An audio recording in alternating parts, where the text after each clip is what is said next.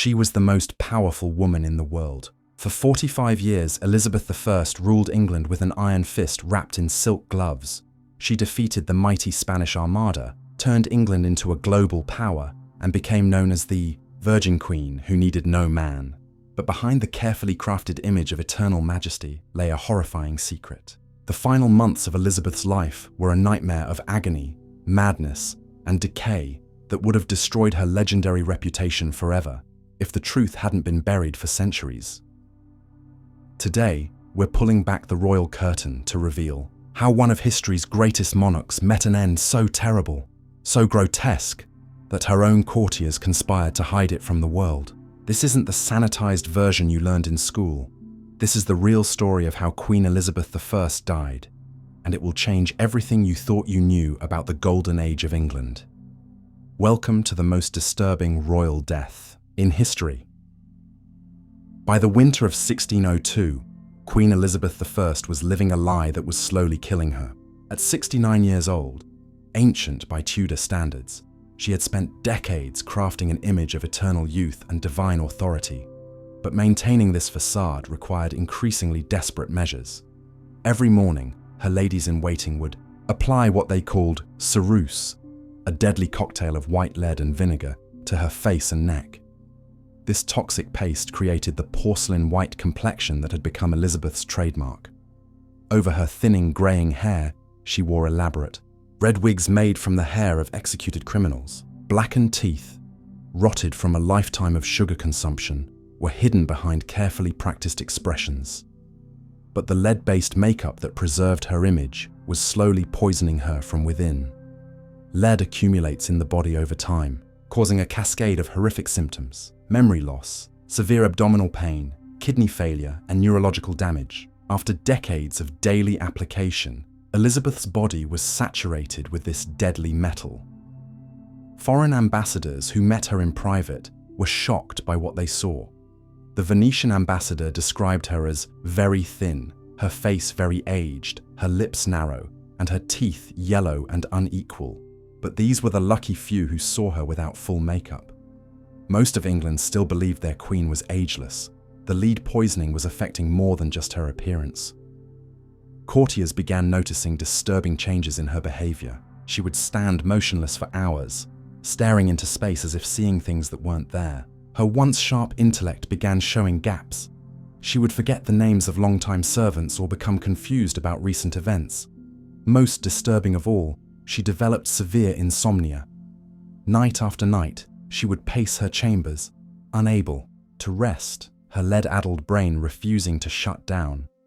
Sleep deprivation combined with chronic poisoning was turning the most powerful woman in Europe into a walking ghost. The human body can only endure so much abuse, and by early 1603, Elizabeth's was beginning its final rebellion.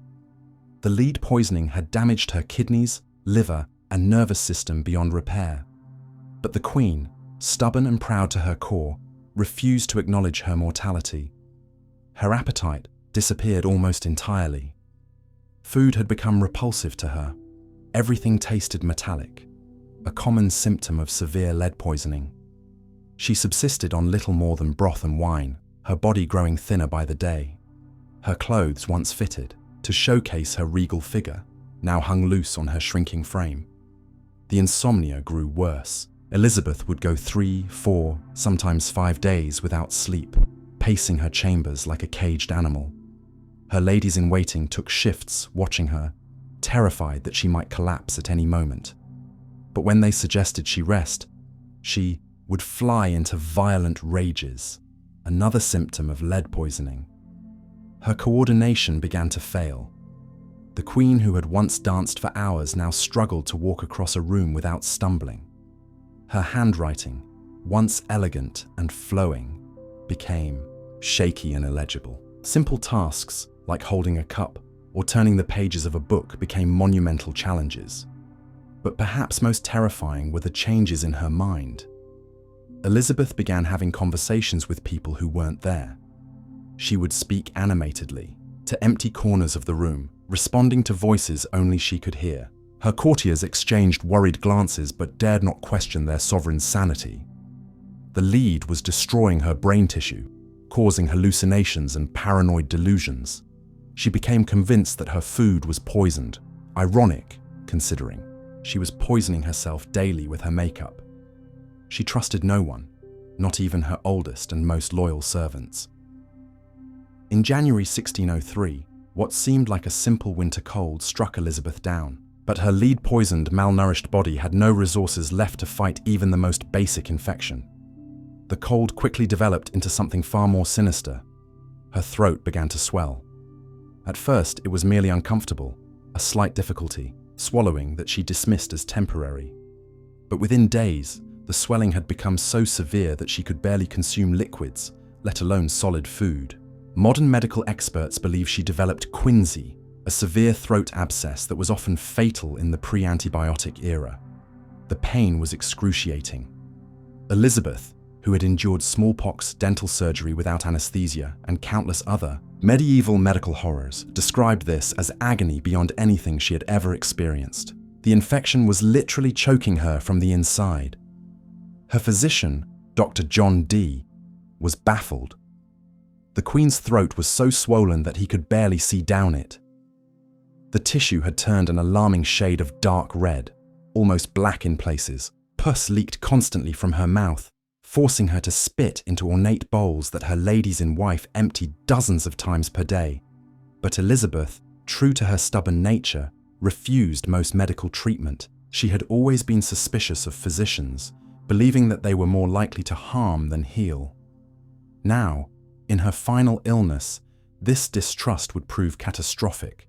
She rejected bloodletting, refused herbal remedies, and forbade anyone from touching her throat.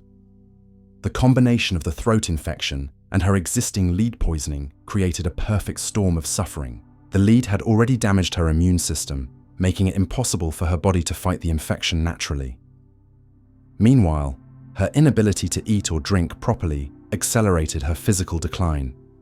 What happened next revealed both the incredible strength of Elizabeth's will and the absolute horror of her final weeks. As her condition deteriorated and her courtiers begged her to take to her bed, the Queen made a decision that would define her agonizing death. She would not lie down. For 15 consecutive days and nights, Elizabeth remained upright. Sometimes, she stood, swaying slightly but refusing support. Other times, she sat on cushions arranged on the floor of her chamber, but never in a position that could be called restful. Her reasoning, she told her terrified ladies-in-waiting, was simple. If I lie down, I shall never rise again.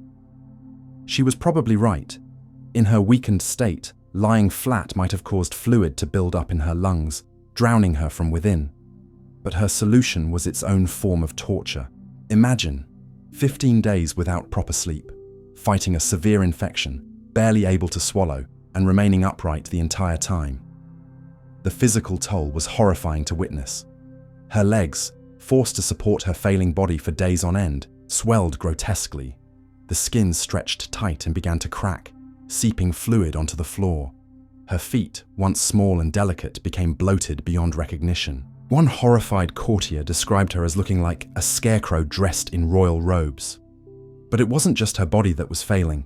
Her mind was fracturing under the strain. The combination of lead poisoning, infection, sleep deprivation, and constant pain created a hellish cocktail of neurological symptoms. Elizabeth began experiencing vivid, terrifying hallucinations that seemed completely real to her. She would point to empty spaces and insist that she could see herself as a young woman, mocking her current state. She held full conversations with these phantom selves, sometimes laughing, sometimes arguing violently. Her ladies-in-waiting didn't know whether to play along or try to bring her back to reality. Most disturbing of all, she became convinced that she was surrounded by fire. She would cry out about flames that no one else could see, begging her courtiers to put them out. She would beat at the air with her weak hands, trying to extinguish imaginary blazes that tormented her lead-poisoned brain. On March 21st, 1603, after 15 days of this waking nightmare, Elizabeth's body finally gave out. She collapsed to the floor of her chamber, no longer able to maintain the upright position that had become both her prison and her last act of defiance. But even in collapse, her suffering was far from over. The throat infection had progressed to the point where she could no longer speak. The woman whose words had inspired a nation, who had delivered the famous speech at Tilbury that rallied England against the Spanish Armada, was reduced to communicating through desperate gestures. She would point repeatedly to her throat, her eyes wide with pain and terror. When her ladies-in-waiting offered food or drink, she would shake her head violently, knowing that any attempt to swallow would bring agony. The only sounds she could make were what one courtier described as piteous moaning, wordless expressions of unbearable suffering. Her body had become a grotesque shadow of its former self. The queen who had once worn elaborate gowns weighted down with jewels now appeared skeletal. Her skin had taken on a disturbing yellowish tinge, a sign that her liver, damaged by decades of lead poisoning, was finally failing completely. The lead had also affected her heart. Her pulse became irregular, sometimes racing, sometimes barely detectable. Her breathing grew shallow and labored. Each breath was a struggle, her infected throat making even this basic function painful. But perhaps most heartbreaking was the awareness in her eyes. Unlike many who die of illness, Elizabeth remained conscious and alert throughout her final ordeal. She knew exactly what was happening to her, understood that she was dying, and was helpless to stop it. The woman who had controlled an empire couldn't control her own body's betrayal. For 3 days she lay in this state, conscious but unable to communicate her pain, her body slowly shutting down system by system. Her courtiers maintained a constant vigil, but there was nothing they could do except watch their sovereign's agonizing decline. Queen Elizabeth I died at 2:30 in the morning on March 24, 1603. But the moment her breath stopped, one of history's most elaborate cover-ups began.